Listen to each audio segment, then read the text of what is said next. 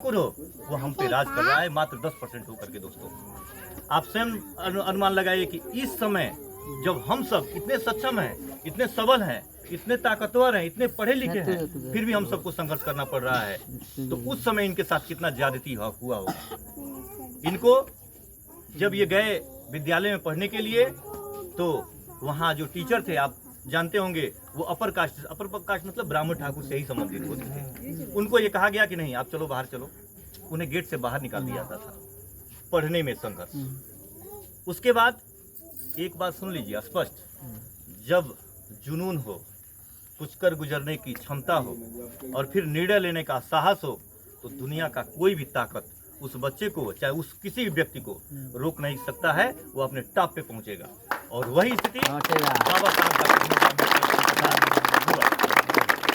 स्थिति ये हुआ कि जिस बच्चे को आप स्कूल में शिक्षा देने से वंचित कर दिए, वही बच्चा 32 डिग्रियां, पूरे विश्व में एकमात्र बच्चा जिसने 32 भाषाओं में 32 डिग्रियां प्राप्त किया। और दुनिया में उसमें जॉर्ज विंस्टन ने लिखा है कि तत्कालीन भारत में जितने भी विद्वान पैदा हुए, बाबा साहब से बड़ा विद्वान कोई पैदा नहीं। तत्कालीन भारत में जितनी लाइब्रेरी थी, जितनी लाइब्रेरी उठाकर देख लीजिए, सबसे बड़ा लाइब्रेरी अगर कोई था तो बाबा साहब डॉक्टर भीमराव अम्बेडकर के पास। इसका मतलब क्या है कि हम सीमित साधनों में भी सर्वोत्तम ऊंचाई को प्राप्त कर सकते हैं, बशर्ते हमारे अंदर वो ताकत है जिसको हम पहचान नहीं पा रहे हैं। हमारे जो भी बच्चे हैं हम उनके अंदर वो ताकत भरें और ये बताएं कि आप सब कुछ कर सकते हैं, वो टॉप पोजीशन आप प्राप्त कर सकते हैं।